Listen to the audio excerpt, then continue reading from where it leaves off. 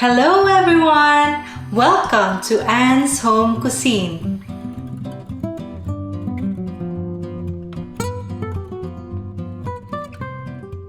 Today's recipe is tofu sisig. Sisig is a very popular Filipino dish. Usually, it is made out of pork meat. In this recipe, I use tofu for the healthy option. Using an air fryer, you can achieve crunchy tofu without deep frying. Finishing on a cast iron skillet makes this tofu sisig like an authentic sisig with less oil and fats. Hope you give this a try. Let's begin!